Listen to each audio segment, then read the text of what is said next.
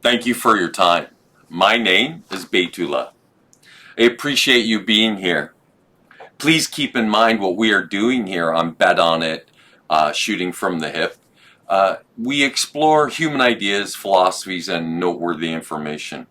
This exploration is us thinking aloud, a thought exercise, if you will, jumping into ideas and examining them and then re-examining them. You will find we're prone to using adult language when expressing opinions. In keeping with that, you shouldn't believe anything we say. We are not experts of any kind. We're just having fun with these ideas, philosophies, and information, in the hopes that you will find it fun and interesting and entertaining. We encourage you to invest time into searching out these subjects and coming to your own conclusions. Now on with the shit show. Slim, how you doing, buddy? I'm doing well. How are you? I'm, if I was any better, it'd be legal. Is that even, that's totally ridiculous. Makes some sense. Not a lot, but Not minimum wage, no. better than what minimum wage provides. So thank you for showing up to Shooting from the Hip. And today's episode, we're going to talk about fasting. Now, fasting is something that I've been, myself personally, I have a very direct relationship with, and I've been using for a number of years. Now, the only reason that I think that it's worthy of, a lengthy discussion is, again, because of the benefits that come typically from it, and as a response to the fact that, especially as first world people, we tend to overeat. So we're just briefly discussing this off camera. So before we jump into fasting in and of itself, I want to cover things like obesity in Canada and the US, and this idea of overeating, because the availability of food 24 hours a day is a relatively recent phenomenon. And from our hunter and gatherer roots, we would very often go through extended periods of time without eating, which is fasting, right? So that's the very definition of it. So you're familiar with what I'm talking about. Yeah, beyond, familiar. yeah, beyond me talking about it. Have you experienced it yourself? Yeah, essentially you go through a different state of mind. Well, I'm talking about what I've noticed. A different state of mind, you notice your senses are a little bit more acute. Depending on how long you go, you start to notice a greater sense of acuity when it comes to physical senses. Like you'll smell something and it's ridiculous. You're like, wow, I'm an animal. Like it's a drastic improvement.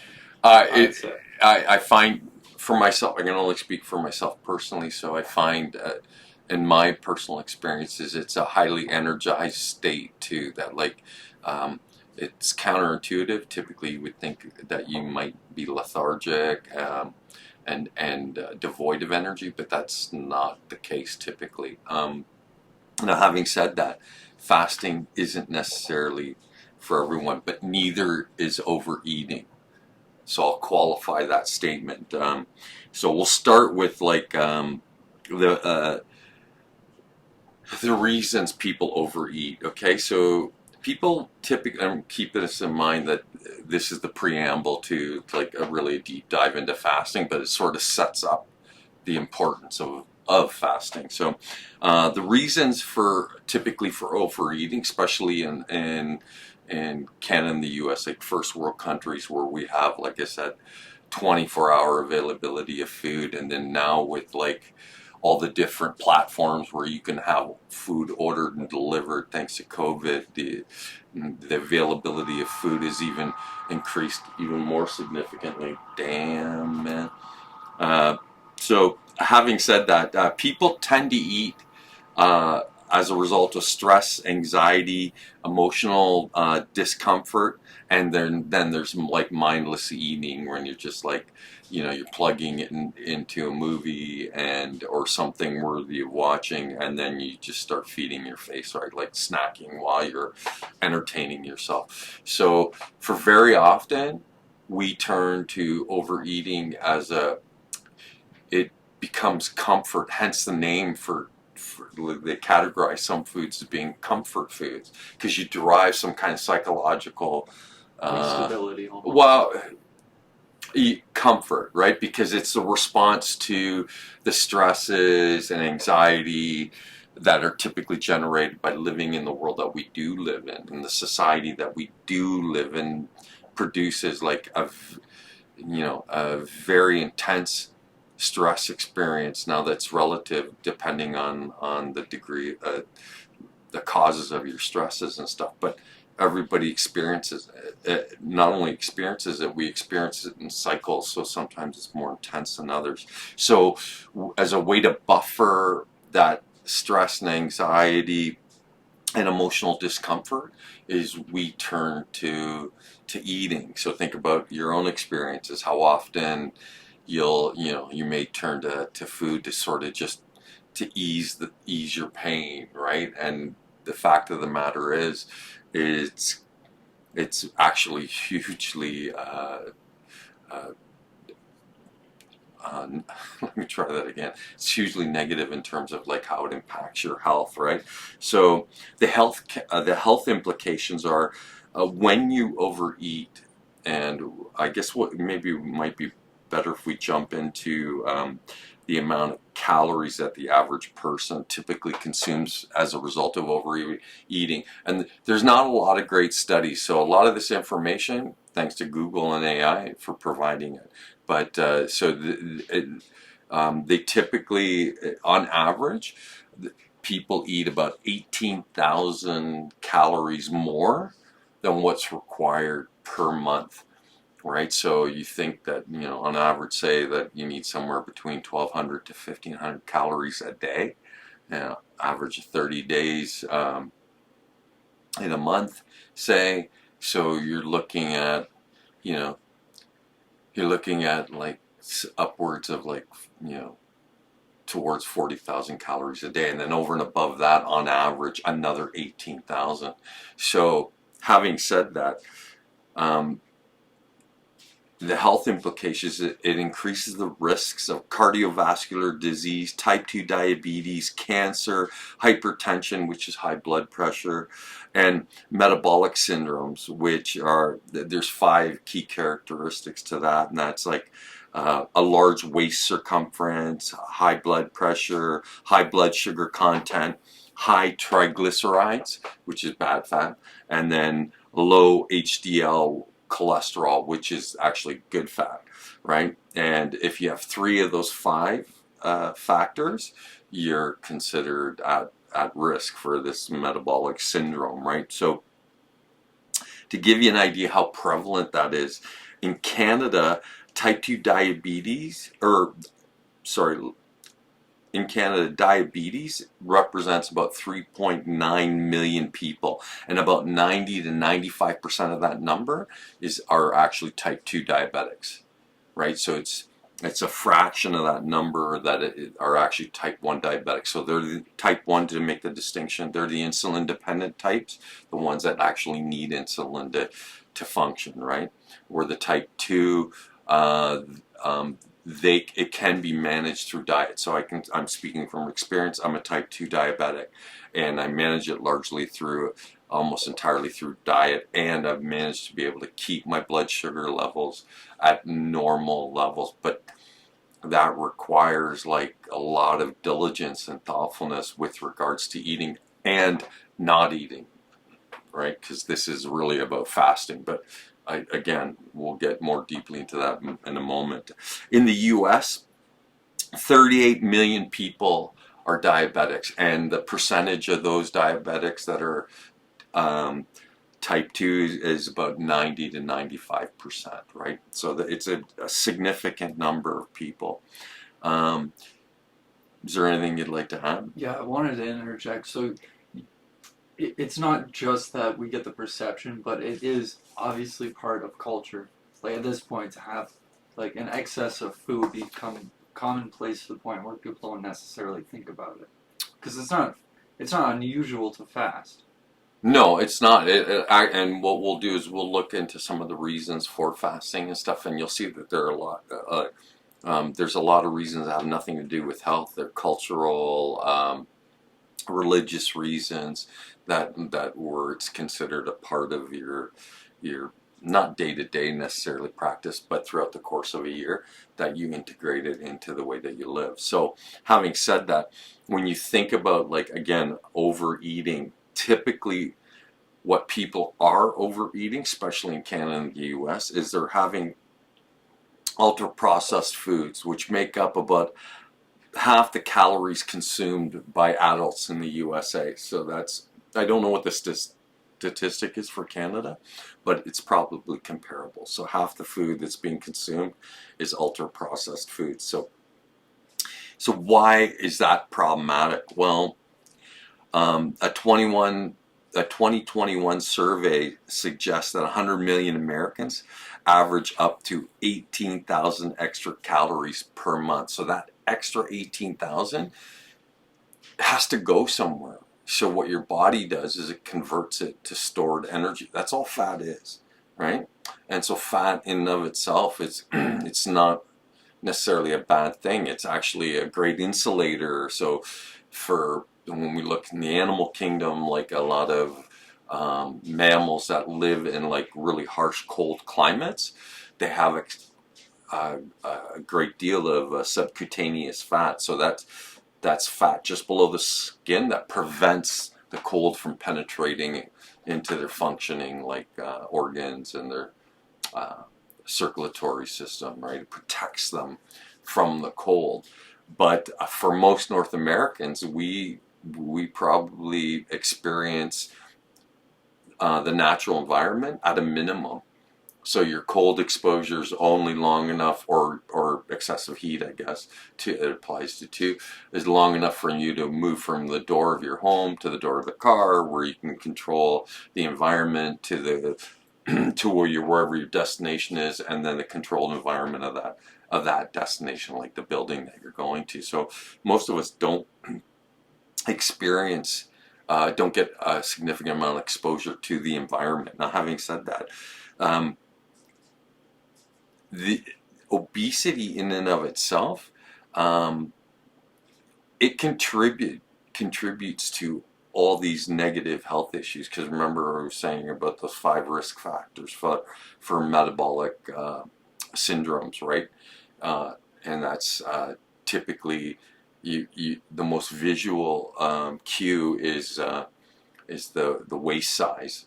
And so once you're in excess, or you're somewhere around 40-inch waist, and so you're basically like more round in the middle and then kind of tapered on either end, that's a clear indicator of the fact that you're carrying far and away too much fat. So again, it's a case of like too much of anything being bad, right? Yeah, I thought you were trying to explain it very politely, and I'm thinking I don't, like, because I don't want to. Again, I don't want to trigger people. yeah, By using pejoratives to refer to people who are overweight. I go, here, it's a problem. yeah. I'm And not insinuating that. no, I'm just saying it's funny because like when you talk about temperature, like we shouldn't be comparing people to seals, but this is where we end up. but that's yeah, It's silly. But the fact of the matter is, like, and it's understandable in their case. It's not in ours, right? We don't, like I said, we don't get enough of exposure to the natural environment for it to be a consideration. So the fact that you're carrying all this excess is because of the excess in the way that we consume. Right. Right. A lot of the foods we eat, they're not nutrient dense. We'll have like chips, which I know everybody can pull off. And everybody. Who doesn't? Look, as a type 2 diabetic, I love all junk food. Like, should be clear. Like, but I'm not confused. I don't confuse junk food for food. Whole foods are food, so nutrient dense, that have adequate amount of like essential proteins and fats. Because there's no essential carbohydrate. Excuse me, let me try that again in English. There are no essential carbohydrates. Those are just extras. But a lot of carbohydrates, especially the healthy ones, are packed full of vitamins and minerals. So like think of like green vegetables or brightly colored vegetables, not root vegetables, although they do have nutrients and stuff, but they're also high in like natural sugar or natural occurring sugars, which are kind of counterproductive, right? So, and think about the way the ultra processed food industry is. They're trying to find ways to make the stuff that they sell more appealing to your taste buds, so to trigger you to want not just to have one but to eat an entire bag. So again, I've made this argument plenty of times. This is what happens when you let people who are only interested in profit make decisions with which they have, like, seriously should not be addressing, should not have say in terms of like how we eat. They shouldn't be making those kind of decisions, and they're basing their decisions on the type of processed foods that they're making on what sells at our expense. Doubt me, wait till I jump into the statistics for obesity. You'll be floored. You'll be absolutely floored. So, is there anything you'd like to say before I actually do that? No, I was thinking more along the lines. There's just such a rich history of like sugar companies, food pyramid. Like, oh, they've been doing. It's not one person or one. No, it's the entire industry. And again, so long as profit is what drives everything, and maybe that's the real ultimate takeaway from all of this, is that the awakening that we're talking about in terms of context of the society we're living in is that maybe we need to start favoring quality over quantity, right? That's what's got lost, right? Buy one, get one free. It's poison, but you get two. And you notice that the cost of like foods that are good for you, they're expensive. Yeah. But food that's not good for you is cheap and affordable. But that's because, if you're everything you are doing and you model it after profit, then you want it the cheapest product and with a maximum of availability for the consumers. It's the entire business model of McDonald's. Like you shouldn't be confused. That's not food to survive on. That's food for flavor. And I like a Big Mac as much as anybody does, right? But I have maybe 2 or 3 in a year, right? Think about how many times I knew a guy in high school. Every time we were at school, he would walk from the high school, which was like a short walk, like maybe 10-15 minutes, to McDonald's and have a Big Mac like a Big Mac combo, and he would have that every day for lunch for the entire time we were in high school. So you go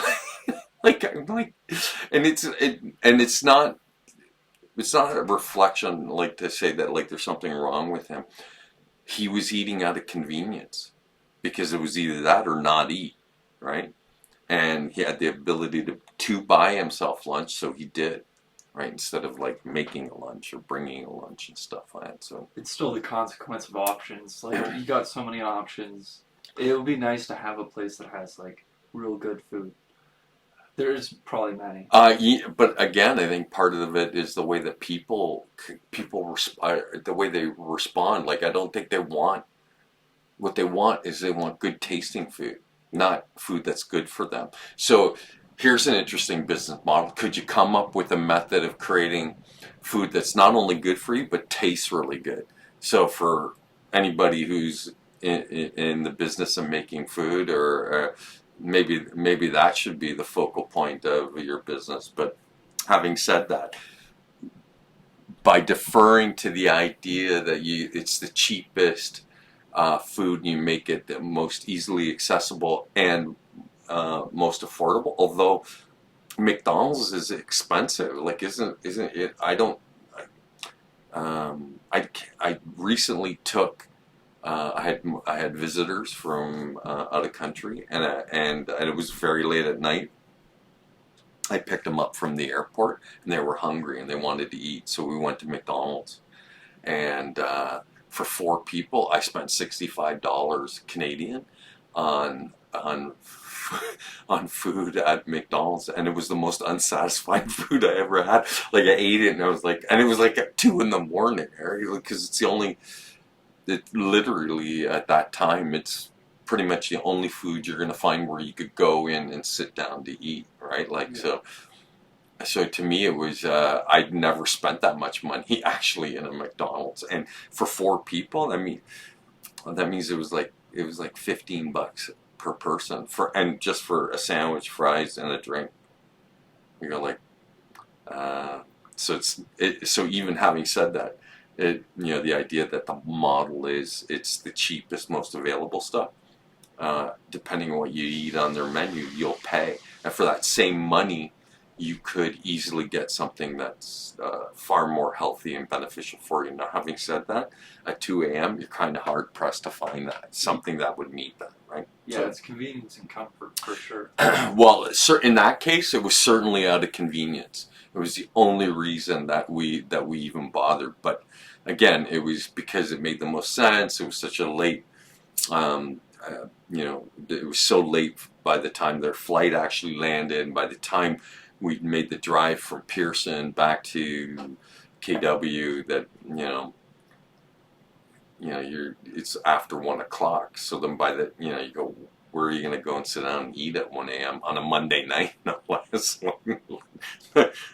Virtually nowhere to go. So anyway, I digress. But so looking at obesity rates, now remember, this is all directly related to the way that the average North American, and now it's starting to become more typical across like the world. Never mind just North America, Europe, everywhere, right? You can find most fast food franchises in virtually every major city on the planet. Yeah, near Cairo.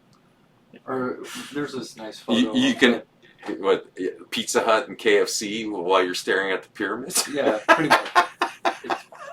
It's fascinating.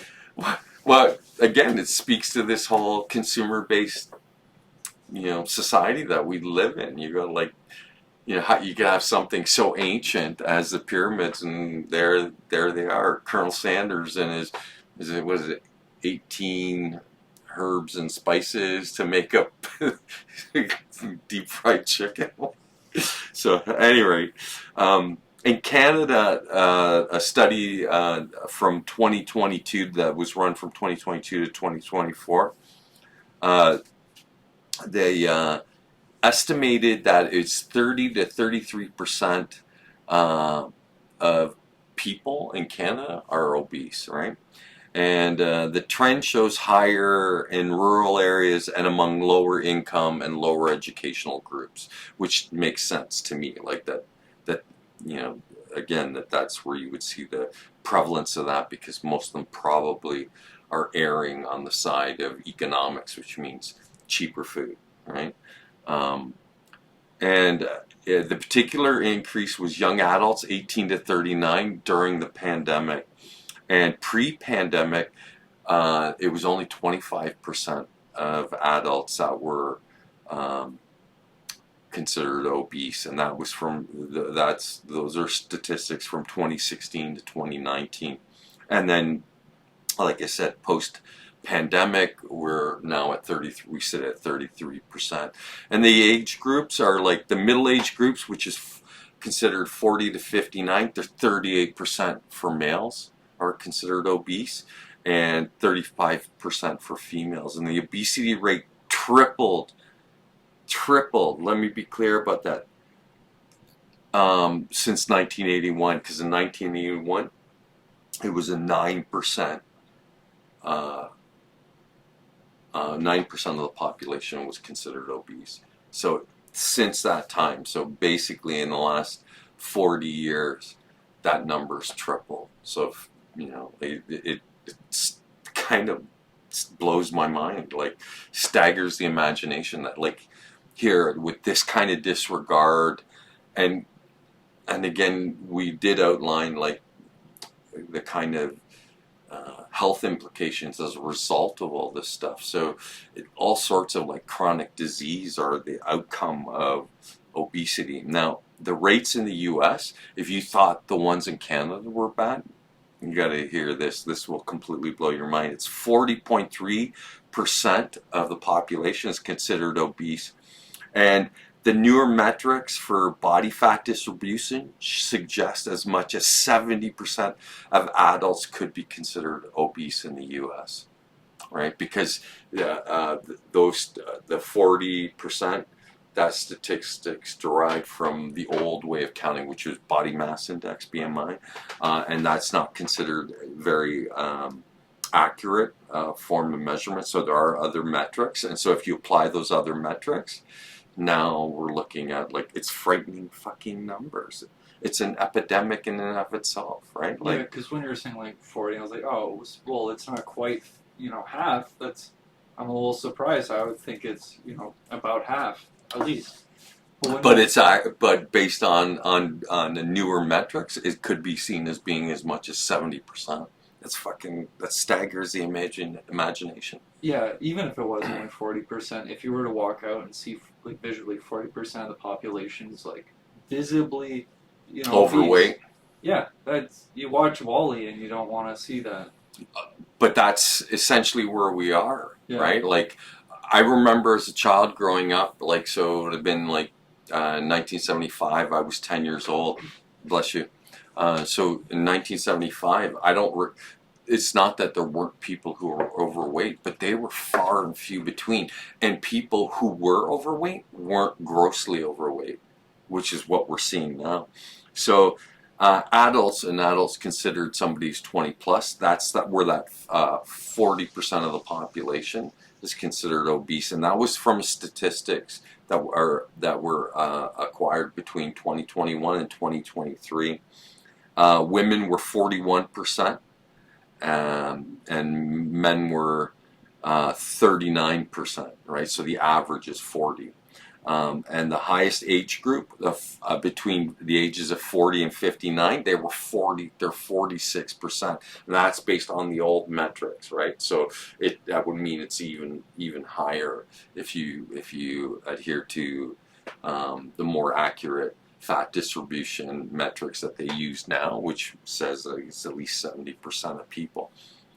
So it's not unreasonable then, like based on those statistics, to see it as a crisis, right? Like, and the crisis is a failure of, like, in part economics and largely as a result of convenience, because nobody goes hungry, but everybody's eating. The majority of us are eating empty calories, which are no good. That what we end up doing is just end up accumulating all that into stored energy, right? And again, if you feel like that I'm picking on you, remember when I hit 50, I think it was in around 50, I ballooned up to like 240 pounds at my heaviest, right? So, and it was all gut, all stomach. Now I'm currently I'm at like 170, 175. All right, so that's a significant weight loss. So again, and how I managed to produce the weight loss was I stopped snacking, because that was probably one of the direct contributors to the weight gain. And the fact that, like, that I'm a type 2 diabetic too. So, and even though I ate sensible meals, I was eating out of comfort, I was seeking comfort in food. Yeah, movie and chips is so relaxing. It feels like home. But it wasn't just chips. It was like, and it was virtually everything that most of us are guilty of eating. So again, having said that, I've been on that ride. And it's funny, in my youth and leading up to that point in my life, I was always skinny, physically, like, really active, and I looked it. I physically looked like somebody who was active. So that it doesn't matter. Eventually, that all does catch up with you, right? So I can tell you from my personal experiences, it happens. All right. Now I managed to resolve that, and largely as a result of like integrating at first initially was just intermittent fasting. So we're going since that's the perfect segue now to the actual topic of this conversation. Fasting is defined as a voluntary abstinence from all or some foods and drinks for a specific period and time, and practiced for religious, ethical, or health or other reasons. So I did it for health reasons, right? Although I was raised by Muslims, and my parents would very regularly participate in Ramadan. So they would, so every year they would fast, right? And I know a whole host of people who are Muslims who do just that, right? So we'll just jump right into the benefits then. So the benefits include improved insulin sensitivity, weight loss, and reduced inflammation, right? Um, Blood sugar management, which can improve insulin, again, sensitivity and decrease blood sugar levels, right? And potentially reduce the risk of type 2 diabetes. Heart health. It can also improve blood pressure, triglyceride levels, and cholesterol levels, reducing the risk of heart disease. And then for me, the thing that I got really interested in was this cellular repair, or what's referred to by experts as autophagy. And it's fasting can trigger autophagy, a process where the body cleans out and recycles old and damaged cell components. So I've heard some people, some experts refer to, you have all these inert cells. They refer to them as zombie cells. So they're not dead. They're living cells, but they're not functional anymore. They don't have like a healthy function within the body, and they just accumulate. So autophagy is a way for your body to completely remove those cells that don't really support any function, aren't contributing in any meaningful way, and then for the ones that are doing all the work, to help repair them. So that's the real significance to, probably, in my estimation, to fasting. And then also reduced inflammation, which has been shown to fasting reduces the inflammation markers, which are linked to chronic diseases like heart disease and cancer. So as a form of practice, it's a way to sort of it's a management method to minimize the potential of those outcomes, right? And here's another reason why I became really more and more fascinated by it when I first started looking into fasting, which was improved brain function. So animal studies indicate that fasting may protect the brain and enhance cognitive function.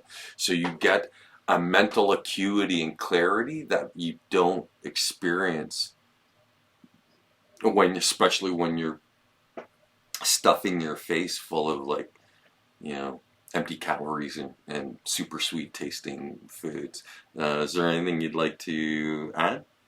Yeah, it's very interesting when you were talking about autophagy and how it essentially, like, I'm assuming it breaks down or it repairs what it can when it comes to these cells that are, like you say, zombie cells. They're essentially taking resources, repopulating, and not doing what they're supposed to do. Well, they're just Like rampant. they're just, I don't, they're these cells that just take up space and don't perform any kind of function, but they're not dead cells. Right. They're still taking up resources, which is right. So a little scary. it's a way to expel all that stuff out of your system. Which the way it was explained to me is that in the course of, like, your body processing food, it diverts a lot of resources in terms of energy to do that. That means it has to take it from somewhere like repair and maintenance, like self-maintenance, which doesn't get a priority because you've got a belly full of food, so it's got to process the food out. It draws nutrients from it, and then in the case of like ultra processed foods, it's just the empty calories, which your body immediately converts into stored energy, like because it's expecting to, uh, because of the way that you eat, you've convinced it that you're going to hit uh, a starvation period, not fasting, a starvation period. So it wants to store as much energy for that fasting or for that starvation period that you're going to go through. So I don't know how true it is, but I heard something, it wasn't on multimedia, I think it was actually on the radio. It might have been, actually might have been in social media. Uh, it doesn't matter. The end result of it was that essentially a study was run based on the average North American, how much body fat that they carry, which is stored energy, like calories to burn to perform functions, right? Because that's all fat is. It's stored energy. That you could take the average North American and just providing a fast, where they're in a fast state, and provide water, that you could force them to march from New York to Miami and not eat, and they would have more than adequate stored calories to meet the demand of making that walk, as long as they had like an adequate amounts of water. Yeah, that seems incredible. But in light of the fact that that people are largely morbidly obese, and the way I've heard morbidly let's try that again. People being morbidly overweight or morbidly obese, that means like it's essentially life-threatening, is anything 25 pounds over what would consider to be an optimum weight based on on certain metrics. So if you're carrying 25 pounds more weight than what would be considered normal for whatever body type you are, height, that's life-threatening. Right. Okay. So if people are carrying that much extra stored energy, and I can tell you that 5 pounds of muscle is really dense and compact. 5 pounds of fat takes up an enormous amount of space. So if you're carrying 25 pounds of fat over and above like what your body weight is, it's noticeable. It's visible. Right. So, and if that's just stored energy that you could access in a starvation period so that you could actually function, like that you'd have adequate calories to burn to carry on whatever tasks, physical, mechanical tasks that you would have to perform, that you would have more than adequate calories to that end. So it's kind of a scary, to me, again, it's kind of a scary thought. And it speaks to, the obesity rates that we were talking about. So if you use the more accurate metrics, you're talking about 70% of the population. So they could go through a starvation period that could last a considerable amount of time. And as long as they had water to drink, they could function. That seems strange because you think, it's the kind of thing where it makes me like so nervous, and I feel awkward about it, that my only response is to laugh, because I don't know how to. It's very unusual. So yeah, I don't know how to think about it in terms of other than like that. Like, how did we allow ourselves to get here? The way I'm seeing is it's so strange because I view human beings have certain limitations that we experience every day. I'm hungry at this time. I'm eating at this time. However, since I've grown up with fasting, I'm perfectly comfortable fasting, but then to see, okay, 70% of the population could just go on a long ass walk days on end, still be totally fine, burn through all those calories. Yeah, so it makes you wonder. But the current generations, like say the last three generations from the boomers on, we're having 3 meals a day plus snacks. Like, I don't know about you, but like, um,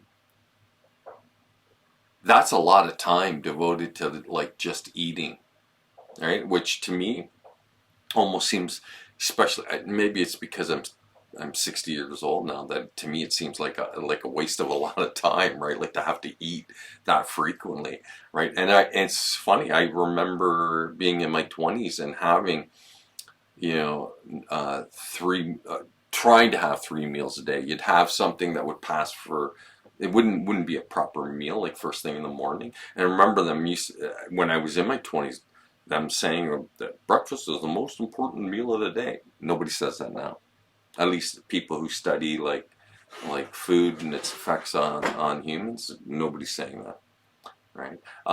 Now again, you know, there is some criteria. Like children, it's more beneficial for them to have frequent meals throughout the day, but that's because they're developing.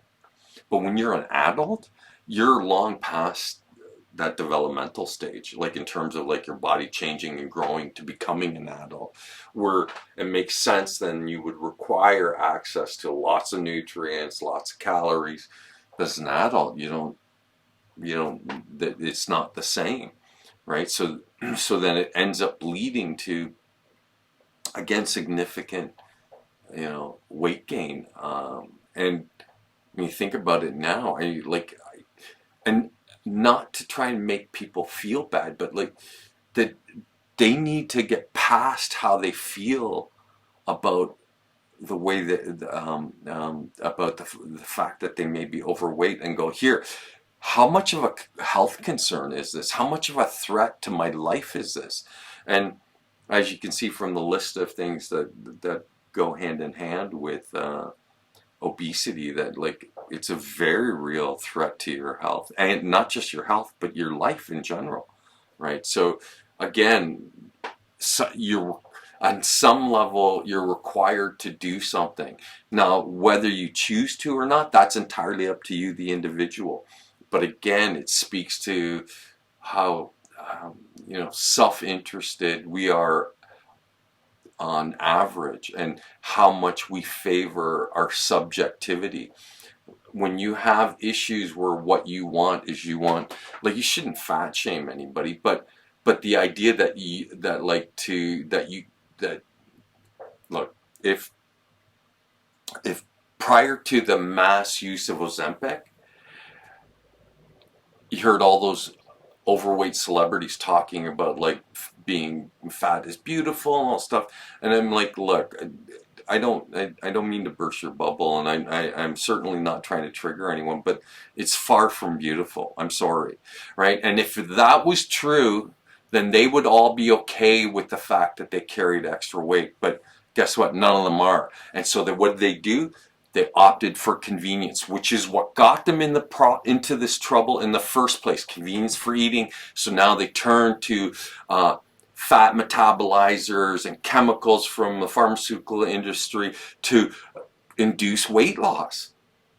So if fat is beautiful, big is beautiful, then why is there such a massive spike in the use of those things for people to reduce like their body fat content? I'm like, come on, like, I go, you don't get to have it both ways, right? Yeah, because they weren't just saying like, oh, you should accept this person. Is you should accept them and then not just accept them. They're beautiful. I'm like, true. Well, that is enforcing a view on them, like the person. But the other thing is, oh, you have to accept them, they're beautiful, and you're not allowed to point out the fact this is a huge issue for your heart, your knees, the floor. There's a whole host of reasons why it's not good for your health. And then instead of being honest and talking honestly amongst ourselves and to each other, we go, here, like, this can't be good. Now we're not allowed to say anything because you don't want to hurt their feelings. And I'm like, maybe you're placing too much value on the way you feel, right? Like, maybe that's where again, could be part of the problem, right? And that on an individual level. So soon as you favor your subjective self, right? Remember, Any kind of subjective view is never the problem. It's the degree of importance that you assign to it. So if it's of the utmost importance, then essentially what you've done is like you basically hamstringed yourself. That now you placed yourself in such a position where no criticism, and I'm not talking about like criticism as meant to be derogatory and mean spirited. I mean, constructive criticism is not even allowed. I'm like, well, then you should continue doing what you're doing and enjoy your early death or all the disease. Don't worry, there's enough pharmaceuticals out there to address all the issues that you're gonna have as a result of the fact that you ate for convenience, you didn't give a shit, and now because you didn't take any responsibility for your own existence, now you want everyone to pander to you. I won't do that. I won't act mean-spiritedly until you give me cause to, but I can trash talk with the best of them. So if you're gonna come, you're verbally gonna come after me in some kind of way, I'll pull out all the stops. I'll say shit that'll turn your hair white. Okay, but I don't like to go there. It's counterproductive. It doesn't produce anything. This is what's productive.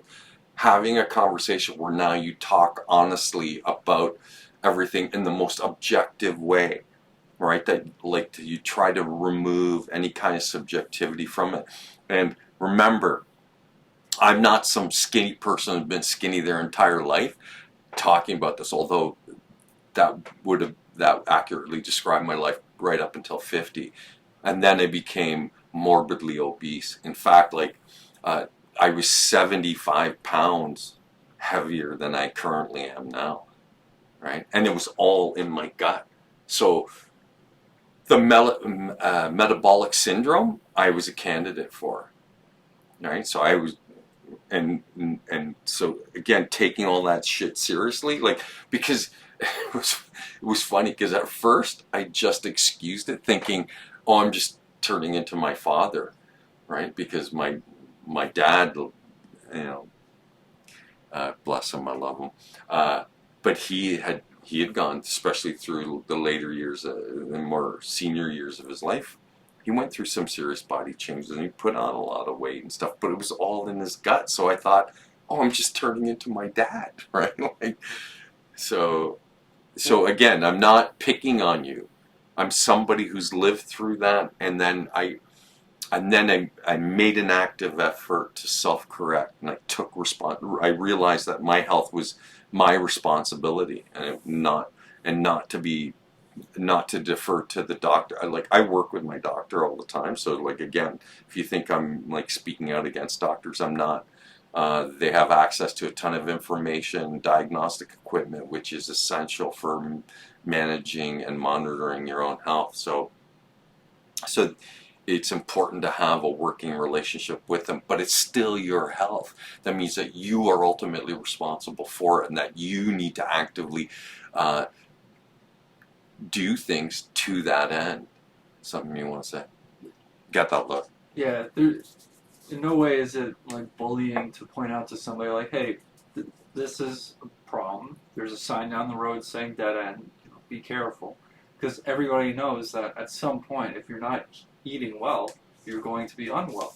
And if you're unwell now, how's that going to affect you when you are 50, 60, when these metabolic issues are they're going to cause cascading issues where one system fails and another. Yeah, and it's brutal. It'd be catastrophic cascading failures, which could lead to an untimely death, right? So if you value life and living, then at some point you have to take your health seriously. That here, it's something that's worthy of looking at, and then looking at applying methodologies to that end. So right. If somebody loves themselves, they'll look in the mirror and they'll accept the fact hey, this is a dark road. I'm 50 pounds over now, but what's going to happen next month? Am I gaining 5 more?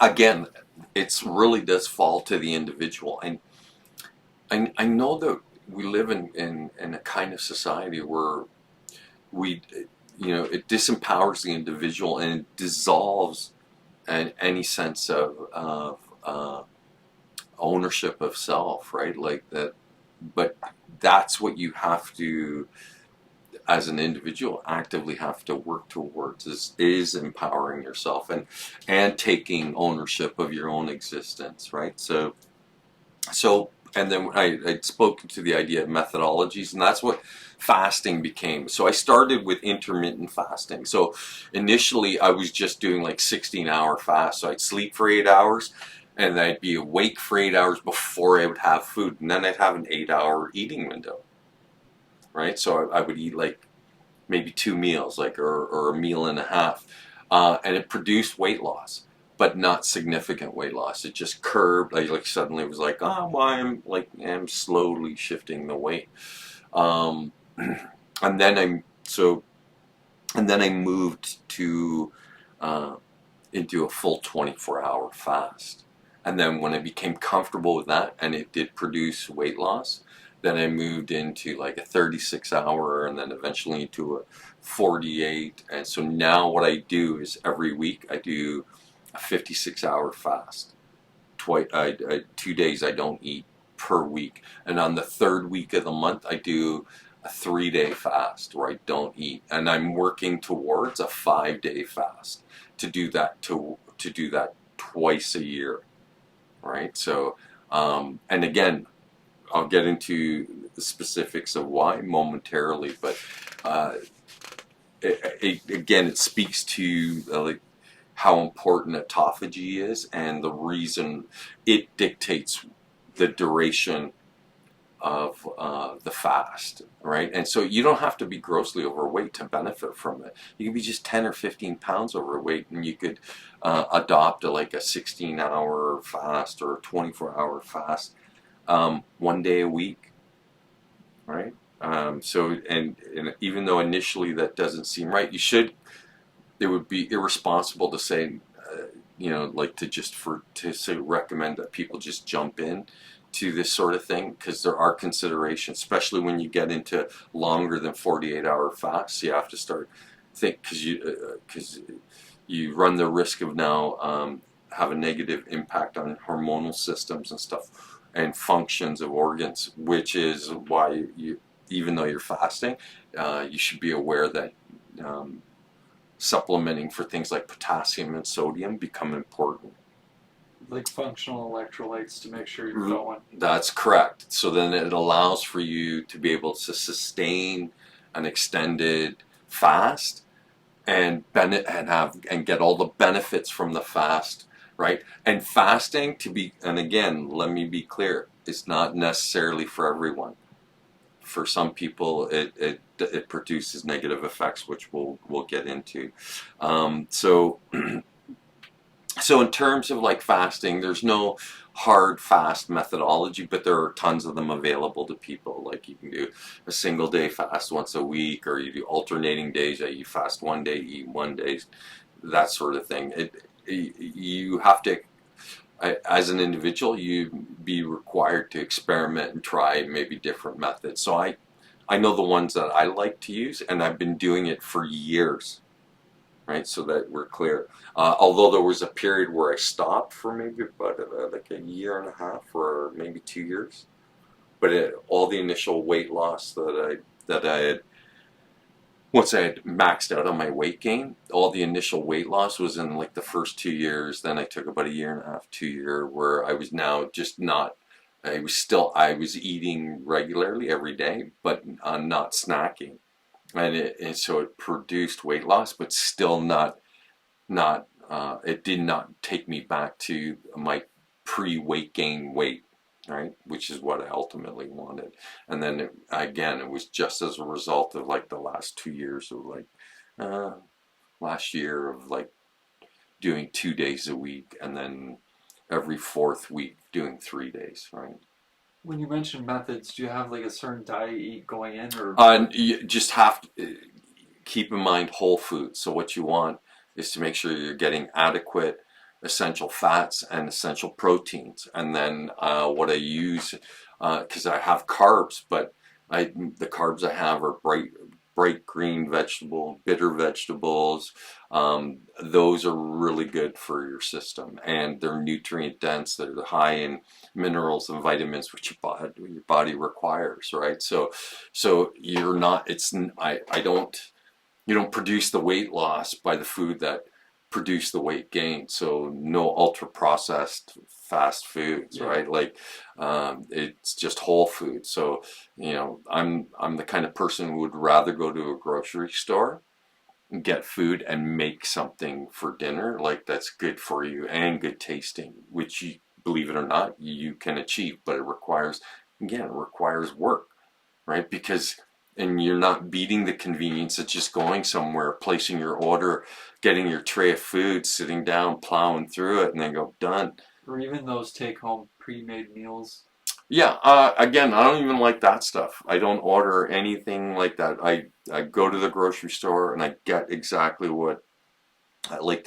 I get whole foods and then I turn them into a proper meal, and then I eat my fill, right? So, and again, and there are criteria that I don't exceed between 6 to 8 ounces of a good source of protein, essential fats. I use things like you can get them in a combination with um, uh, having fish, but I implement like I use a lot of olive oil in my food, and I don't use it to cook my food. I use it as a additive to the food after the food's been cooked, and then I season everything to be savory. So I don't season for sweetness. Everything's like so. All my foods are, you know, are savory meals like that. So I add salt. I add garlic, dehydrated garlic, black pepper. I use herbs, and that's just to make the food more palatable. I have cheese, but just the white cheeses. Lots of feta. I eat that fairly with like at virtually every meal. And for me, it's easy because I'm okay with eating the same thing every day, which a lot of people are not. They want variety, and but for me, I'm okay with like having the same food at the same a meal time every day, right? And I still allow myself like the ability to enjoy like seasonal snacks and stuff, but I don't gorge on those things. I like eat them just to satisfy the need for it. So like, during Thanksgiving, a slice of pumpkin pie with whipped cream, I'm not going to say no to it. But I'm only having a single slice, right? Like, and that sort of thing, right? So it's well within my body's ability to manage because I'm not surviving on that stuff. So then it's easy for my body to take care of, to be able to deal with like having that I guess it would be dessert or a snack post meal, right? But I don't do that with any frequency. I stay away from all that stuff. Halloween, give myself the opportunity to have a candy bar. Christmas is just around the corner.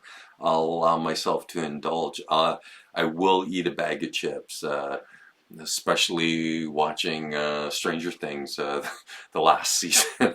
So but I don't, like I say, I'm not constantly eating these things. So I have an awareness of the fact that like these things are not meant to be survived on. They're purely meant for flavor and convenience, and just to a lesser extent, like as an additive or an adjunct to like entertainment. So you're watching a movie, having some popcorn, which is popcorn's a grain I'm not supposed to have. I don't have bread, wheat of any kind. No pasta, no rice, none of that stuff, right? So I just have like meat, fats, cheese, and really healthy carbs, which are leafy greens, brightly colored vegetables, no root vegetables, right? That's how I eat, right? So, and I'm 60 years old, so you be the judge of that. I was thinking it's funny that during fasting you'll feel energized and you're describing that you still have the foods everybody else has, like, fast food, you get junk food, But I don't have it with the frequency that the average person has it.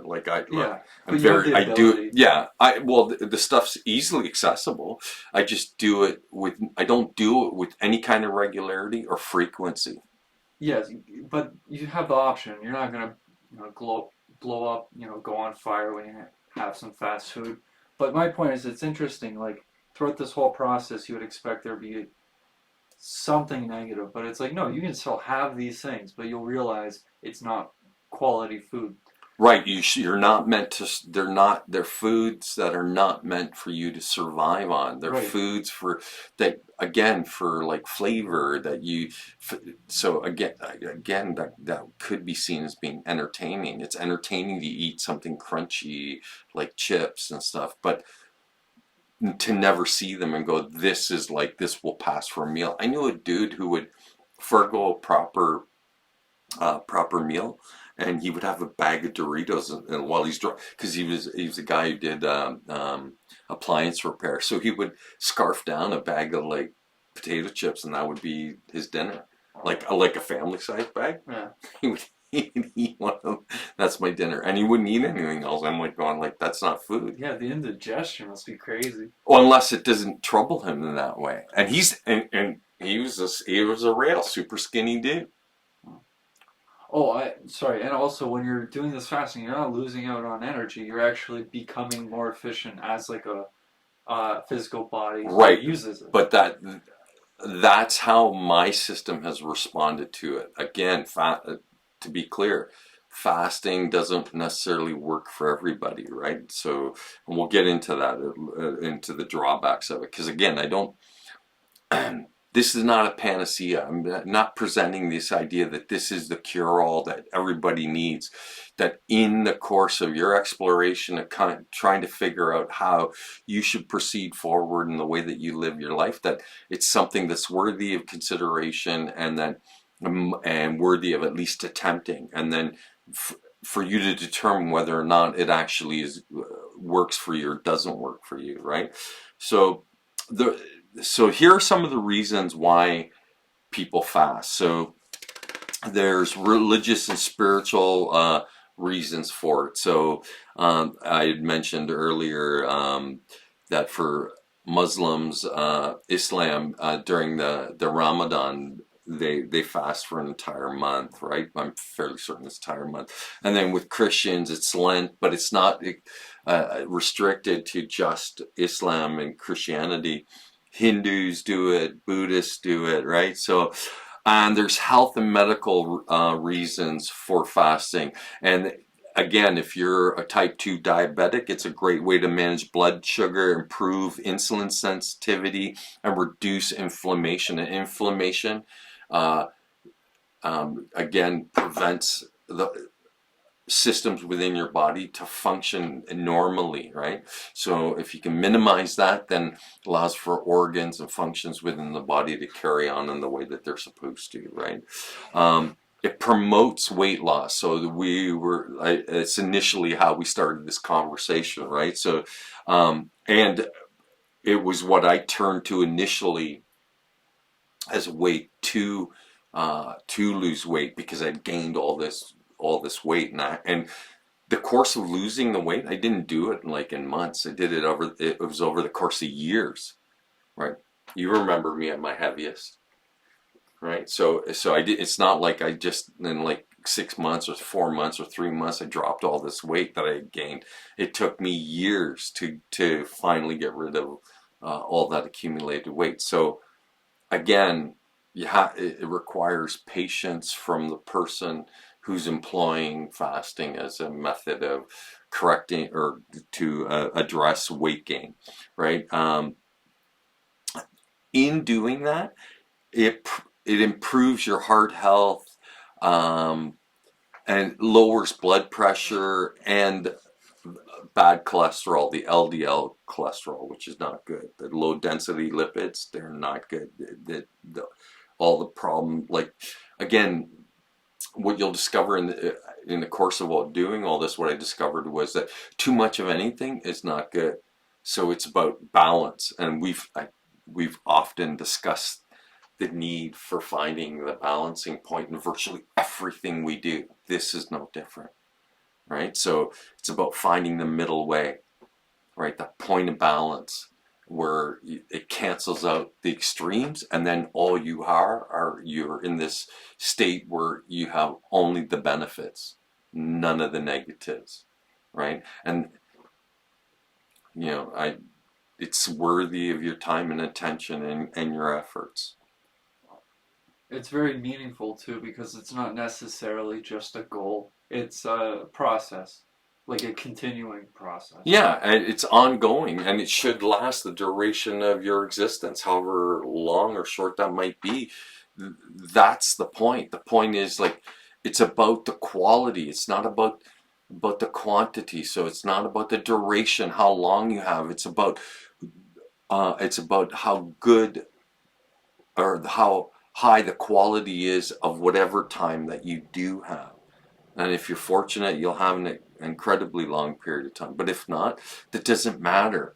It's about the quality of the time that you do have, right? Another, you'll find this interesting, another reason for fasting, there are ethical and political reasons for it. So you've heard of hunger strikes, of course, right? You know what I'm talking about, right? So it's a form of protest against perceived violations of principles, and then in principle what they do is they refuse to eat. That's dangerous, right? It can take you to such a weakened state that now it becomes, again, fasting, too much of a good thing, right?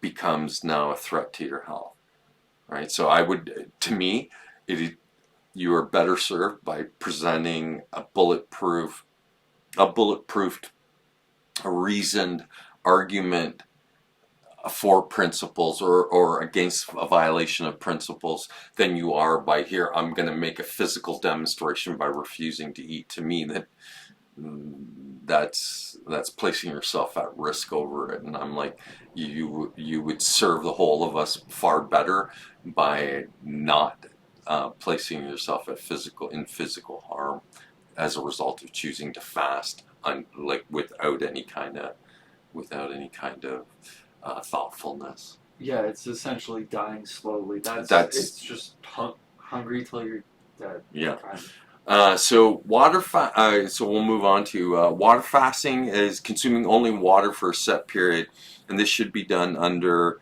medical supervision. So during fasting, you're allowed to consume water. So I consume a lot of water, and I'll also drink tea and coffee, no sugar, no cream, right? So if you need a stimulant like caffeine, you might find beneficial when you're fasting. So it's not considered wrong to use it.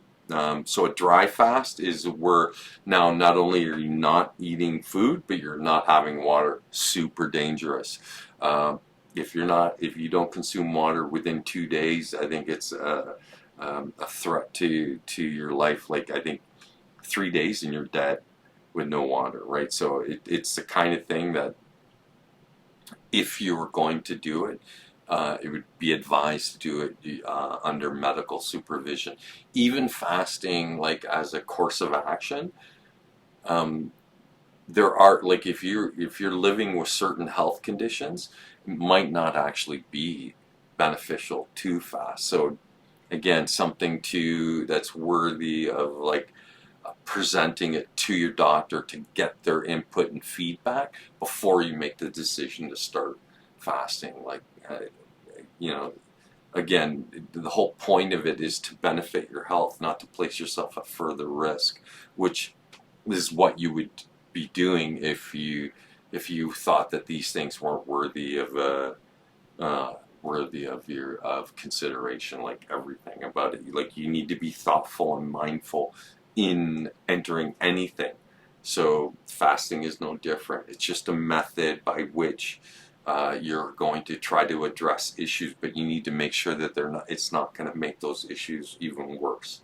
Right, like, oh, I want to work on my cardiovascular system. I know this is a tried and true method. but maybe you have some stint in your heart, or there's something that's going to prevent that from being a good way for you to start. Yeah, like under medical advisement, like again, think about any time you go and do blood work, they require you fast at least for the evening before you go to do any kind of like blood work and stuff. So the average person uses it. So, and again, a short-term fast is not, if you don't eat for like 12 hours and you slept for four or eight of those rather, Yeah. and you spend four of those, like now you're going to get like to do blood work. That's considered accessible and doable and not uncommon. People do it all the time, right? Um, so it's so there are practical medical uses for fasting, but they're usually very short fasts. And since we're addressing fasting, I guess that does fall within like worth mentioning. That it's worth mentioning. But the fasting that I'm more concerned with is the more long-term fast, which we'll get into very shortly. So the risks and side effects for fasting is it's not suitable for everyone and can have side effects. So it's important to consult with a doctor before starting, especially if you have underlying health conditions. So one of the side effects is the hunger and mood changes, which can accompany fasting, right? Like you may experience like a profound hunger, like suddenly like you want to satisfy that hunger. It's not unusual. Fatigue can be part of the experience. Irritability, mood swings, especially when you're first starting. Now, for myself, I didn't experience any of those things, especially when I first started. But I eased myself into it. I never jumped into extended fast. I started like, well, let's go the easy route. Let's just do a 16-hour fast. I did that for a considerable amount of time, and then I was like, well, you could probably make the leap into a full 24 hours, right? Again, which was relatively easy. It's when you start getting into like 2 days and 3 day fasts where now you go like, oh, okay, it's a bit more challenging, right? Yeah, I was thinking when I was in college and I had my 2 day fast, it wasn't terrible. Like I've done 1 day fast, 24 hours, no issue whatsoever. But in 2 days I got so irritated. Just the term hangry. Yeah, angry, hungry, hungry, angry. Yeah, because it's such a primal response. It's like Sure, man, and because our system is adaptive, so it's used to us constantly providing sustenance. Like, and again, um, we eat for a lot of reasons, and then you become so accustomed to the fact that you're eating frequently that to suddenly stop that, put the brakes on that, you can see where that might be kind of disruptive or shocking to people who are first doing it, right? yeah, especially with the mood swings. I think that would be more frequently uh, noticed by people starting off. Yeah, I think that the irritability and being short with people, I think it's probably I could see people seeing that immediately in themselves, like as a result of it. And so again, you have to determine whether that's worth riding that out or stopping the fast right then and there, right? But again, it all depends on your reasons for doing it. So one of the other risks is that you have to be adequately hydrated. So because if you don't, it can lead to dehydration or nutrient deficiency, especially when you get it. Not so much in like a 24-hour, even a 48-hour fast, but as soon as you get past 48 hours, that's something that you run the risk. And so then anything beyond like 72 hours and beyond, you have to be thinking about supplementing electrolytes to make sure that your body has those so that all of its important functions are allowed to go on without any kind of without any kind of interruption, right? That's an important consideration. So you want to make sure to avoid electrolyte imbalances by having adequate amount of electrolytes. And now you can get electrolyte additives, like you just put it in water, and it's all the required electrolytes for the day. So going beyond a 3-day fast or doing a 3-day fast, you can do that with relative ease, and things are like I said, electrolytes in themselves are relatively available, like as additives to your water and stuff, so that you can avoid any risk of like electrolyte imbalances. So long-term fasting also leads to nutrient deficiency because your body will cannibalize all that stuff. But a lot of vitamins and minerals vitamins get stored in your fat. So if you're doing extended fasts, the breakdown of fat releases those vitamins back into your system. So you have to be careful, because there are certain fats that are toxic in high quantities, and when your body's breaking down using fat, it just releases them all at once. So again, it's something that you have to be paying attention to. So that's why you slowly ease yourself into the long-term fast. You never jump into a long-term fast. You always start with stuff that's relatively short and relatively easy to do, and then you slowly work your way up to a long-term fast. One of the other side effects, which is kind of weird, is dizziness and headaches, which I've never experienced as a result of fasting, right? But apparently they're quite common. So it's not the kind of thing that it's not the kind of thing that like I said, that I've experienced, but I understand that it can happen. So you just have an awareness of that, right? And they don't occur until you get into really like the long-term fast, like so 72 hours and beyond that, right? For those susceptible, restrictive eating patterns like fasting could trigger or worsen eating disorders. So if you're somebody who suffers from an eating disorder, this is probably not for you, right? So, like, especially if you're bulimic or anorexic and stuff, this is not an answer to your problems. You have other considerations that, like, fasting is not gonna. This is for people who have an abundance of stored energy and are looking to, reset their system, like in terms of like the health benefits of entering autophagy, right? Which they don't experience because of their excessive eating versus somebody who's already not eating. Eating even less is not the answer for them. So again, it speaks to the need to consult with your doctor to make sure that that you're not placing yourself at risk. And it's not for everyone, right? It's not recommended for children, teens, elderly people, women who are pregnant or breastfeeding, people with certain health conditions. They should have an awareness of this, and they should enter, if they're going to choose to do something like this, they should do it very thoughtfully and mindfully, and make sure they're consulting with nutritional experts and their doctor to make sure that they're not placing themselves at risk. What's the point of this if the end result is you injure yourself more? Yeah, because if you're at a vitamin deficiency or a mineral deficiency, all of a sudden you're going into a fast to like help yourself out. Yeah, you're already low.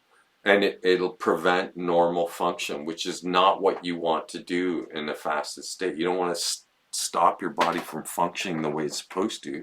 You want to maintain and sustain its regular function while addressing cellular repair and excessive weight to reduce those things. So And especially when you get into long-term fasting, you run the risk of muscle loss because your body will start cannibalizing. First, it'll cannibalize all your stored fat, and then it'll start consuming muscle. So that's why fasting, you always know, even if it's a long term, it always has to have a finish point. Like you shouldn't exceed like 5 days. It would be the absolute maximum, right? Like that you shouldn't exceed 5 days, right? Like because after that, then again, then you become like somebody on a hunger strike, where what they're going to end up doing is becoming so emaciated that they're not only are they weak, but they've had a significant negative effect on like the way the organs function and stuff. That's not the point of doing this. Like you placing yourself in great danger and at great risk. It's the opposite of overeating, right? So again, finding that balancing point is what's critical or what's important, and not being excessive, right? So if it doesn't matter in which direction your extremism is, that the moment you're an extremist, you're placing yourself at great risk. And that the answer to extremism is balance. So approach everything with balance. Right? Makes sense? Yeah. I would say preparation must help too, because there's so many things that have to be changed lifestyle wise. You can't just fast and then go back to fast food, then fast. Right, like it's a commitment. yeah, you have to be aware that like here, that your body's going to require nutrients and essential fats and proteins so that it can function normally in the way that it's supposed to, right? So, and you want to part of all of this is optimizing function. So you get, if you know, if you're you can do a 5 day fast and then pig out on junk food, like have candy bars and potato chips and stuff like that. And when you come out of an extended fast, you're not supposed to have like a full sized meal. You're supposed to, like, especially the day after the fast. So what I do is after a 3 day fast, I have like, I don't eat a full meal, or it's not even the meal I do have. It's a small meal. It's a portion of what I would normally eat. And before I get to that meal, I have like every couple of hours, once I break the fast, I have like something light. So I'll have an assortment of nuts, like cashews and pistachios and almonds and sunflower seeds, right? A variety of those, pumpkin seeds. And I don't eat walnuts, and I don't eat an excessive amount, just like a handful. And then I don't eat again. I'll wait a couple hours and I'll eat something else, like maybe a protein bar or something that has no sugar in it. Like, so there's tons of really good protein bars out there that make sure you check out how much sugar's in the protein bars. So bars that are claiming to be protein bars, if they're anything more than 2 or 3 grams of protein, or sorry, sugar, excuse me, let me rephrase that. So anything more than 1 to 3 grams of sugar, you shouldn't be eating it. It's a candy bar, right? So, and my favorite, and they're not, I don't find them particularly like tasty or anything, but there's this brand out there with 0 sugar. They're 100 calories. So I'll have 2 of those when I break the fast. And I don't eat them back to back. I have one, wait an hour or two, and then I'll have another one. And then by then, your system's readjusted now to having food. And then now I'll have like a meal that's like half the size of a normal meal, right? And then the following day, I can eat like I would normally, right? So, but that first day, after the first day that you're breaking the fast, yeah, again, requires you to be paying attention, to be thoughtful and mindful in terms of how you're going to break the fast. Because if you choose to eat a full-size meal, you can expect it to not sit well, like in terms of like the effect that it'll have on you. You'll be irritated. You'll feel sickly, right? Because it's too much food. You have to slowly introduce it back into your system. So that'll require the entire day after you break the fast. But once you've had full 24 hours in breaking the fast, then the following day you can eat normally with little to no negative effect. All right, so makes sense what I just said? Yep, makes sense. It's good to have some preparation and after the fact. Yeah, it's not like just deciding like, oh, I'm just not going to eat. Yeah, for 2 days. That's why I said you got to ease yourself into it. So, and there's different approaches. So again, I would recommend that when because I don't want to get into the there's a significant amount of methods that are available to be used in terms of fasting. You're going to have to source that information. I didn't necessarily want to, although it's in my in episode notes, I'm not going to really comment on that stuff because that's for when you're actually going to take the plunge and trying to figure out how you're going to go about doing it. Right.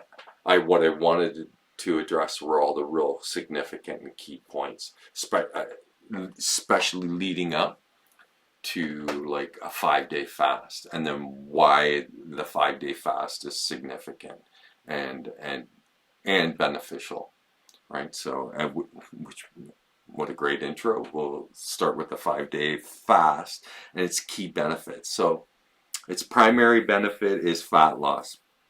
So the body shifts to burning fat for fuel, right? So that's ketosis. So ketosis means that like the breakdown of fat for energy creates ketones. Your nervous system functions more effectively on ketones. That probably explains why you have a significant increase in mental acuity, because your nervous system works awesome off ketones, but your body's designed to favor the most readily accessible and easiest form of energy. And nothing's more accessible than sugar. And then it won't use fat. So you want it to turn on to consuming fat and the breakdown of fat, which produces ketones. And that whole process is referred to as ketosis, right?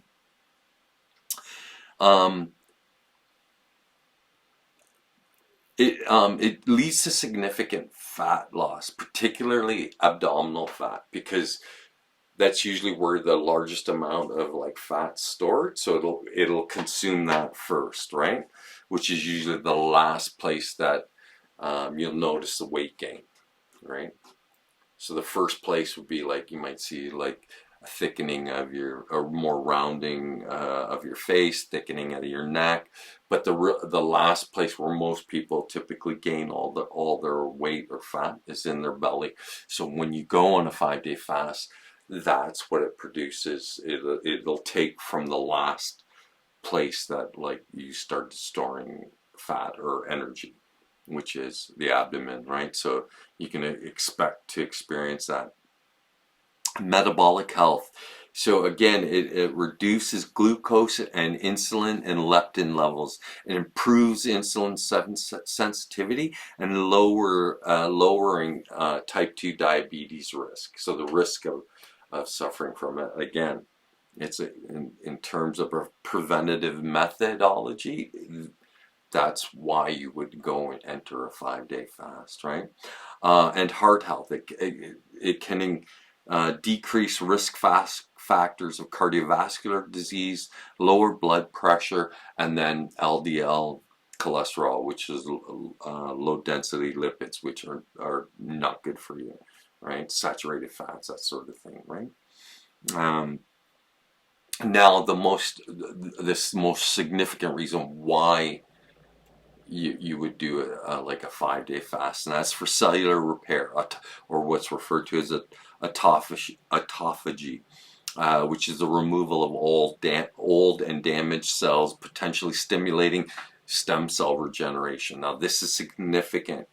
Immature cells become whatever the body requires. That's what stem cells are. So So if you clear out all the dead space, then what it does allows for your body to start manufacturing new cells, which these new cells, these stem cells, will meet the needs of the body, right? Like especially for repair, right? That's why it's significant and critical. And so this is what makes you know, cell regeneration like a priority in terms of why you would go through a 5-day fast. Autophagy provides significant benefits to stem cell generation and function by maintaining cellular homeostasis and promoting self-renewal and facilitating differentiation. So differentiation is immature cells or stem cells becoming specialized like nerve, muscle, and blood cells with unique structures and functions, and protecting against stress and aging. So this intricate recycling process is crucial for the overall health and regenerative capacities of various stem cell populations in the body. So again, you know, in terms of like real benefits, it protects against the negative effects of stress and aging.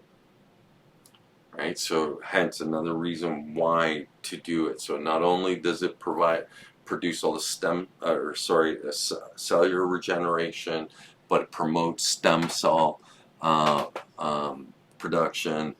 So all these things are enormously beneficial to the body, right? The fast duration for autophagy it requires at least 16 to 24 hours to trigger autophagy. The process becomes more significant after 24 and 48 hours. So you only need 16 to 24 hours to induce autophagy, but for it to have adequate time to really clean out your system, it's 24 to 48 hours of fasting.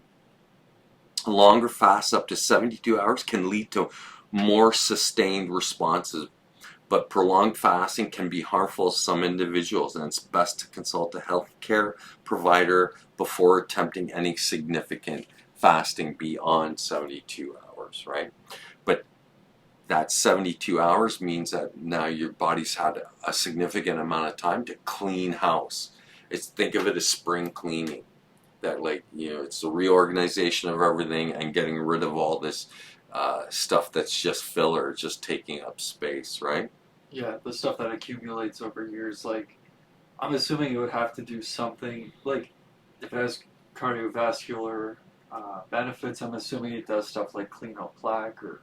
Well, you could look at like these zombie cells, or these cells that are not dead necessarily, as they're essentially tumors. Yeah, and potentially cancerous, right? Because they're not dead, but they don't serve any function, and they just accumulate within your system, right? So this way, it's a way to remove all that stuff because it doesn't provide any kind of benefit, and so allows for for your health to improve as a result. And then again, in terms of cellular regeneration, renewal, promoting stem cell generation, and stem cells become whatever cells your body requires, muscle, nerve cells, all that stuff. So if your body needs to repair itself, the stem cells are what are the building blocks for the repairs, right? And so as a result of autophagy, that allows for the stem cell proliferation, which is what you want for your body to recover, right? So, again, and it's important to recognize that you can get to autophagy between 16 and 24 hours, but the real benefit is between 24 and 48. 36 to 72 hours indicates that when autophagy reaches its peak, prolonged fasting, that's the 72 hours is the peak for autophagy. So it's when it maxes out. So anything else after that, like up to 5 days, produces like a significant repair to the body. So it'll readjust like levels of like LDL cholesterol. So it'll allow for your systems to readjust in terms of like your blood sugars, your insulin sensitivity, all that stuff. It's kind of like hitting a reset where it goes back to baseline, whatever the baseline is, right? So that's the importance of it. Within 3 days, also. Yeah, but it peaks out in 72 hours. So that's when the heat hits its peak. And then you can, and then the two, say like for 5 days, so the 2 days after, it's at its peak, right? But then anything beyond that, you're kind of skirting dangerous territory, right? So the 5 days is the absolute max. At least everything that I've seen suggests that's it. And then the 5 days means that whatever the maximum effect from fasting in terms of like cleaning out your system, that's when you'll achieve it. But you're in that time, you're also supplementing electrolytes, right? Like, so because you want to sustain function, you don't want it to produce damage. Yeah, it's not just like maintain starvation. It's I guess a self-experiment. Well, and isn't that what life is? Yeah. It's you experimenting with the fact that you're here and that you exist, and then it means taking not to be reckless in the risks that you take, but to be thoughtful, right? So that you take calculated risks. You base it on good information, which is in part what we do here. We talk about these things, so it gives you something like. Something to work with, and then in terms of how you're going to approach it. And again, it's important to consult experts so that you're not like recklessly, charging into this sort of stuff. Like, right? Yeah, I agree. Like brainstorming is important, and going through this platform is very convenient. But it's the communication between people I think really sparks new ideas. Yeah, and it's not only worthy of consideration, it's worthy of sharing. So that's why we're talking about it, right? So important consideration. So individual variation, right? So exact timing can vary based on individual metabolism and dietary habits. So all that means is that you have to kind of gauge it based on the way that you do things. And you might be able to achieve in 4 days what somebody else might need 5 days or 3 days of fasting to do. But you ease yourself into those things. You don't just jump into something like a 5-day fast. You work yourself up to it so that you give yourself psychologically and physiologically adequate time to adjust to having this experience, right? So that you're not entering it and it becomes like very shocking and having like negative effects, right? What's the point of doing it then if that's all it produces? Anything you'd like to say? It's also discouraging if you're not careful. Like, for me to go a day without food is not bad at all. If somebody goes, oh, I eat breakfast, lunch, dinner. They go without lunch, all of a sudden it's a huge thing. And end of their day. Yeah, and I'm sitting there, and I'm like, oh, it's one of 3 meals you have the day, plus snacks. Well, like I said, typically it wouldn't be unusual to characterize, especially first world people, as being like overeating, and because we're so adaptive, we presume that that's normal. That's the normal state is to overeat, and I'm like, that might actually, again, too much of anything becomes a bad thing. yeah, this idea of, oh, it goes out through the waste. It's fine. The waste product. It's No, not fine. it's in there, and it's in your fat, and you got it. Yeah, so now when we're talking about like again, this is something that's an important consideration. Anything longer than a 48-hour fast, you do run the risk of effects like muscle loss and hormonal imbalances. That's why electrolytes are important. It's to prevent these imbalances and your body cannibalizing muscle, which again would only be a risk for somebody who's already like at a very low body fat, right? But I'm not a very low body fat, so I'm not at risk like for consuming muscle. I still have adequate amount of belly fat. So so again, it speaks to this idea that you have to have an awareness of where you are and what your requirements are and how to achieve that stuff. So it really does require that you're paying attention to details, right? And the minutia can make a difference. And again, I've stressed this many times so far throughout this conversation, but medical consultation, crucial to speak to healthcare providers, especially when you're going to get into extended fasts. And it's just to make sure that you have adequate access to like things that'll allow for the entire process to be a smooth process, right? So that it's not a negative experience and that you don't suffer from some kind of imbalances as a result of like being hard-headed and stubborn, right? Yeah, it's too easy to go to the store and get one of those bottles of electrolytes. I'm not sure if Yeah, it's a brand or not. no, but you can virtually every pharmacy that you can go to will have over-the-counter electrolytes that are in a powdered form that you just add to water. And they're fantastic when you're sick. Like, Yeah, really. yeah. So and again, it's commonly available and accessible. So there's no reason for you not to be successful in the course of this. The only reason you would not experience any kind of success in fasting is because you're recklessly doing it, right? So, now brain health. Fasting may improve brain function and energy production and can boost brain health by switching brain to efficient ketones for fuel. So we talked about this.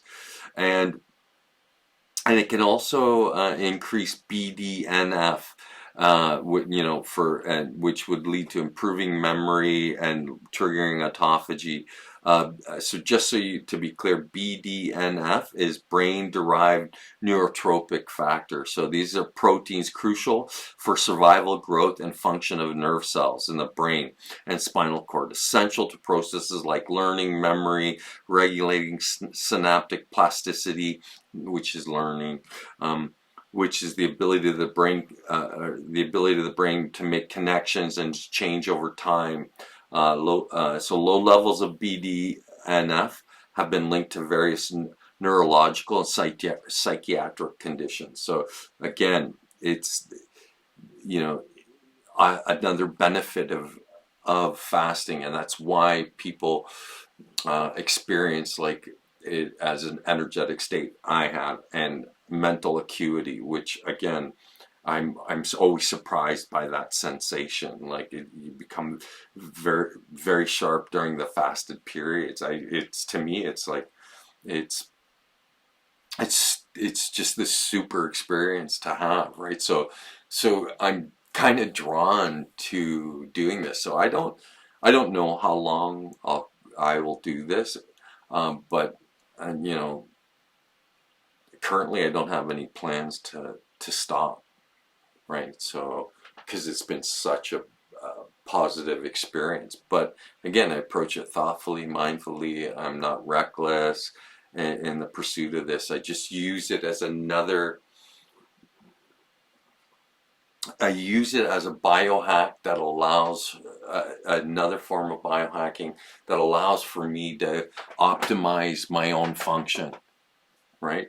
So even though initially I approached it for weight loss getting more involved in it and deeper dives into it, suddenly I realized it can produce all these enormous benefits that are worth pursuing. But again, you have to be balanced. You have to approach it thoughtfully, right, and mindfully. That can't be stressed enough. But in doing that, then you can reap all the benefits of doing it, right? So it allows for this higher cognitive function, like a very energized, energetic state. So to me, it's exciting, right? So as long as it continues to be exciting, I'm going to continue to do it. So, so is there anything you'd like to add to that? No, it's just sort of interesting, the experience, like going through it. Yeah, it's sharper focus. It's better, like mood. It affects the moods. You're elevated. They feel, you know, and potentially because of like how it affects it, how it produces the stem cells, which will adapt to become nerve cells because it promotes that. Um, it allows for protection against cognitive decline. So like as you're aging and the loss of cognitive function, it's a preventative measure for that. So again, I speak to its virtues only because it's been such a beneficial experience for me, but that's for me, right? Again, you have to gauge it towards yourself as an individual and treat it like an exploration, right? That it's a method of doing something that can be enormously beneficial. But having said that, it's not for everyone, right? So the key brain benefits is the ketone production or ketosis. The brain shifts from glucose to ketones, which are cleaner and efficient fuel source, improving mental clarity, focus, and providing steady energy without crashes. So like you eat a candy bar, you have lots of sugar, you get a spike, and like you're super energized, and then you bottom out. When you're doing ketosis, when you're in ketosis, you don't get that crash. It's sustained energy. But again, if you're not having adequate potassium and sodium, the electrolytes, it can lead to keto rashes or the keto flu. So these are things that you have to have an awareness of in the pursuit of this stuff to make sure that whatever the body requires, that you have it there in adequate amounts to meet those functional needs, so it continue to function at that optimized levels, right? Something you want to say there? No, that just makes sense. Like, Yeah, you don't dance on a broken leg. 100%. So, and again, I just another comment on the brain-derived neurotropic factor, or the BDNF. It's a protein that strengthens neural connections, and it aids in learning and memory and protects against cognitive decline. So, again, it makes sense to me that I discovered this in my mid 50s, and now at 60, that that it's a part of the way that I do things. So to me, it makes perfect sense, but only because as I'm advancing in age, and it helped me to, like I said, initially to address the need of like excessive weight gain, but also being a type 2 diabetic, it's allowed for all of these functions. Autophagy, you can't say enough about that, like this cellular repair, promoting stem cell, your own personal stem cell regeneration. I have a bad left knee, and I got PRB injections, which are stem cell injections, which were harvested from my own blood plasma and re-injected into my knee to eliminate eliminate pain, right? And it met the need. So, but if I would have employed fasting more diligently, my body can provide all that stuff, right? So again, it speaks to the value and the importance of fasting. And then you just have to find out two things. the method that you're going to apply it to yourself with, and whether or not it actually sits well with you. Because if it doesn't sit well with you, it's not, maybe not the way to go, right? Like, but all those things you have to be aware of all those things then to make that active effort to that end, right? Yeah. It's a balance for everybody because the needs aren't going to be the same, the variables aren't going to be the same. Yeah. And again, the benefits internal, like in terms of like mental acuity and stuff, it enhances neuroplasticity, and these cycles of metabolic stress, fasting, and recovering optimizes the brain's ability to form new connections, improving learning, stress resistance, and this is all according to the National Institute of Health, right? So I'm not the one who's saying it; they're the ones who are saying it. So again, it's tried and proven. So it's just a matter of whether or not it's for you and how you're going to approach it, right? And the mood and stress regulation, it can elevate endorphins, hormones released when the body feels pain or stress, produced in the brain nervous system, and are produced to help relieve pain, reduce stress, and improve mood, right? Neuropeptides, again, it's something that promotes that. Any of the group of compounds that act as neurotransmitters and are short-chain polypeptides that modulate neural circuits and behavior by acting as signaling molecules that can strengthen or weaken synaptic signals between neurons, potentially enhancing mood and providing pain relief. So the technical jargon aside, again, it enhances mood and provides a form of pain relief. So, and we've talked about like how that, like, again, through meditation and training yourself to be present, entering flow state, one of the significant benefits of that is that you have a higher pain threshold. And then you compound it with like fasting in terms of entering ketosis, and then your body, your nervous system using ketones for function, and it functioned way more efficiently on ketones than it does on glucose. Hence the need to not only be eating whole foods, but to integrate a fasting as well as like thoughtful eating. And it doesn't mean that you can't eat for flavor. It just means that you shouldn't be surviving on that shit. That shit's not meant for you to sustain your life on.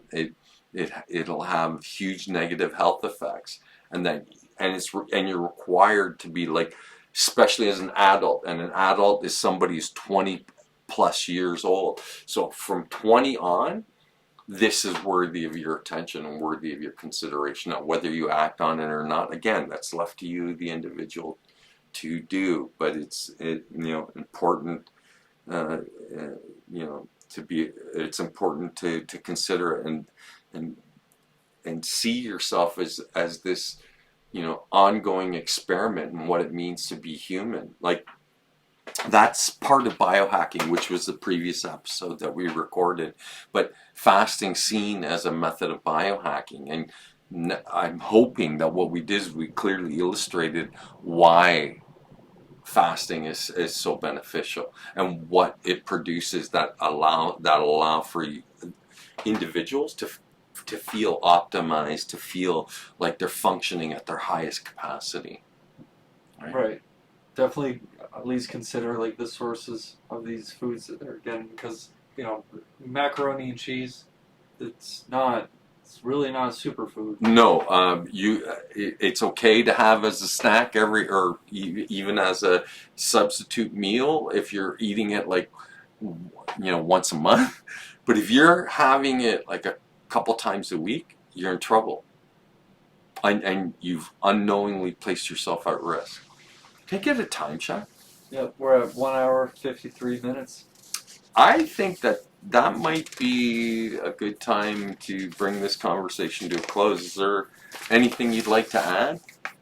It's worth considering many things. This is an interesting thing I don't think people culturally in the West see often. Again, it's not uncommon though. Like it's well within, like, a lot of Christian communities, they observe Lent, but it's a way of approaching living. And we've talked about this before. Like there's no owner's manual on what it means to be human, but you could consider fasting and some of the things that would fall under the heading of biohacking is ways of like maximizing your function as being embodied in a human body, Right. right? And what does Homo sapien sapient means? Like wise man, Wise man. wise man. How wise are you if you're eating crap all the time, expecting good health? And then, or worse, you want to continue to eat the crap, but now you want a supplement provided by the pharmaceutical industry to offset all the negative effects of the crap that you eat. Look, the fact that we're here is an entire mystery. We don't have a definitive, absolute answer where we came from or where we're going. So, to me, the most reasonable, logical thing to do would be then to take control of that, and then act responsibly, and then act towards the benefit of yourself. And then that includes the benefit, because if you're being responsible for your own existence, then by extension, you're being responsible to everyone else's existence. And if everybody did that, it might be fair to say that it would lead to a far more, I would say, I was going to say better world, but like maybe a far more interesting one, right? Unless you think this shit's all like interesting in and of itself, and I don't, right? Well, So it seems like we're a social species. We're not gonna, at our highest, we're not gonna be burning down each other's huts. no, so the highest expression then means then that we're going to be supporting one another.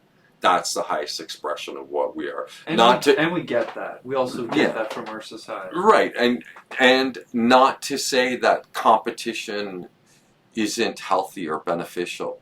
It's an important part of what we are too. You don't ignore that. But again, it's contextual. How much importance are you going to place on that? Right? Like, do you make it primary? If you do, well, then you get what we currently experience, which is exploitation, and we use each other to our own advantage. And like, we've had 5,000 years of that, at least in recorded history. Like, how much more do you need to continue? I don't think there's.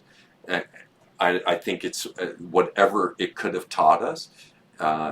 It's run its course, and now we're required to start thinking in ways that we never thought before, and that maybe fasting and biohacking might be a great response to that, and that societally, us as individuals, we can dictate what reality is, right? If it's a perception, then individuals and ideas can change not just each other but the world.